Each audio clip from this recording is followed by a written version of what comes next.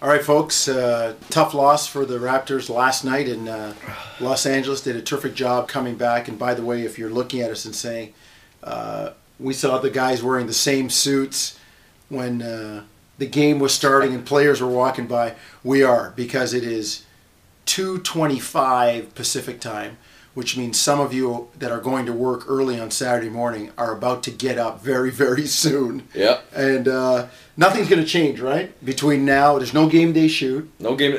Listen, it's as you say, it's 2:25. It's 5:25 Eastern, but chances are this isn't posted till. I'm guessing I'm going to get maybe 6 hours, maybe 7 if I'm lucky. So I'm probably posting this at 9:30 Pacific, so not till noon Eastern. So many of you have already had half your day, but the Raptors aren't shooting around. There's no game day shoot around. There's no game day practice, which is normally the case on a back-to-back, on the second half of a back-to-back. So nothing has changed between right now, when it's noon that you're watching this, versus 5:30 Eastern when we're actually recording this. Well, does that make sense? Yeah. Well, and here's the thing. You know, we were told in L.A. by Jim Clemens, one of the assistant coaches, who's been with Phil Jackson for, 10 of his 12 rings or something like that. He said because Portland plays the Lakers next, that's the Lakers' next opponent as well. He was saying, oh, you guys got a back to Portland. That means they come into us with a back-to-back. Hey, take them to triple overtime or something. And he said that's a tough back-to-back. And it was. I mean, and it's I guess it's the inglamorous part of, we just came upstairs dragging your bag through the hotel lobby at 2:30 after a 2-hour flight, and we're not even playing. So we're not complaining. We're just stating facts. So that's the way it goes. Look, the one update I guess we can give you is Sonny Weems did not play in the second half. You might have heard Jay Triano say in the post-game news conference that his knee, his tendonitis acted up, hence all the minutes for Julian Wright, who I think did a pretty good job. Sonny did say kind of casually in the locker room when somebody said, you're going to be able to go tomorrow night, he said, I think so. So that's the only thing that we'll have to keep an eye on. And I was surprised by that as well, because I didn't, I don't know if you did, Jonesy, but I hadn't heard that. We didn't get a report. Well, not only a report during the game, but even just leading up to this, I didn't know that he was having any kind of lingering issue with the knee or anything. I actually thought, just my gut was that maybe he was, for lack of a better term, maybe benched in the second half for some of his shot selection in the first half, because he definitely was a little bit hungry. He had some sticky fingers there in the first half of the ball game. But I guess that's good news. I know it sounds kind of weird to say. Maybe good news that actually he is dealing with some sort of an injury, and not the fact that he'd been benched or that he's in the doghouse with the coach or anything like that. And if it's just a slight little tweak or something, and he's able to go against Portland, good. But either way, Julian Wright did show us a little something, and we talked about it during our broadcast. The fact that Jay Triano has said that he will continue to reward guys that work hard, whether it be in practice or during the games themselves. And I obviously, Julian is one of those guys that's on that first bus. Not the first. There's two buses that go to the games. There's the first bus, there's the second bus, but then there's the first bus, and it's actually more like a minivan or a cab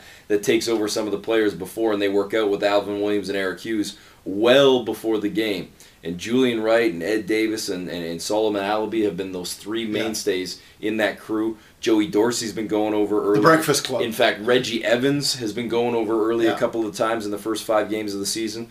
So obviously that extra work paying off for Julian Wright, and he looked pretty good against the Lakers. He did. He's an energy type guy, and he brought that energy, made a couple of nice plays, pure hustle plays, and that's the way this team's going to have to play. You heard Shannon Brown say in the interview when we asked him if Toronto snuck up on them, did you guys get more than you bargained for? He said, no, we knew that they're an energy type team. They got a lot of young, talented players, and it was a game, and Toronto should be proud of that. Yet at the same time, no moral victories, and they still sit at 1-4, having lost 3 in a row, with a tough Portland team that's going to be very ornery after losing on national TV to Oklahoma City on Thursday night. 3 of those 4 losses, again, you'll play the whole woulda, coulda, shoulda. I don't know if you're going to knock off the 2-time defending champs, but 3 of the 4 losses for the Raptors, 5, 5, and 3.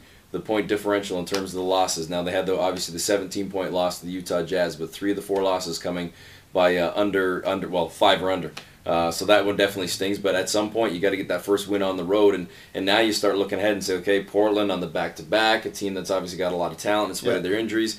Now at the end of the road trip of the loss, you come home. The Raptors aren't flying on the red eye, so they're going to fly early Sunday, probably take off around 9 a.m. Pacific, which is noon Eastern. By the time they land, it's 5:30 Eastern. They're going to get, hopefully a decent rest on Sunday night, but they're going to go to bed at midnight when it's going to feel like 9 because they've been in the Pacific time zone for the last 6-7 days. They're going to get up on a game day on Monday against Golden State, an up and down team. And then you got Charlotte coming to town on Wednesday before you hit the road again for another 4. I mean, this is a nasty schedule to start the year. Well, and I would say this: the Golden State game on Monday, it's a road game at home because it's a travel, and you're not really acclimated. The Raptors have a history. As a matter of fact, most Eastern teams have a history of a very poor record the first game back after West Coast trip. So we'll be watching that one. But let's hope the Raptors can muster some effort and get out there and work hard tomorrow night against Portland. And you never know. Portland, when was the last time they dropped 2 in a row at home? Probably doesn't happen, but regularly. But at the same time, Toronto gave LA all they could handle. After a slow start in Utah, they were in it till the fourth quarter kind of got away from them. They led by 17 against Sacramento. One of these times they're going to get over the hump on the road. Well, hopefully it's in Portland because that would be a huge win, and it'd be nice to kind of head home with a victory for the Raptors, no doubt about it, and I'm sure for the fans as well. It's the moral victories are probably starting to mean less and less for the fans as well in terms of just wanting to get that first victory and on the road, I should say, and kind of break the schneid before heading home. So we're gonna end it here.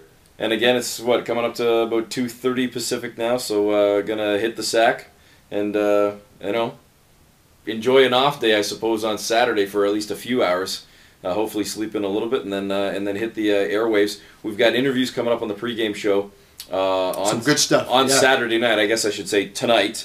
Gordon Chiesa, longtime assistant with the Utah Jazz, longtime NBA assistant. He was with the Nets as well. He's been with a number of teams. Memphis, Memphis. He's going to join us on the pregame show, and he's actually got a new job with the NBA D-League, so we'll talk to him about that. Also, Jonesy one-on-one with David Anderson, Jack Armstrong, plus much more to come on the pregame show. That's at 9:30, the tip-off, right after 10 o'clock Eastern. And before we go, one of our favorite arenas. Unbelievable. I know that we're at a high broadcast location, but this crowd is terrific. They know their basketball. They love their team. They support it, and we're in for a good one tomorrow night.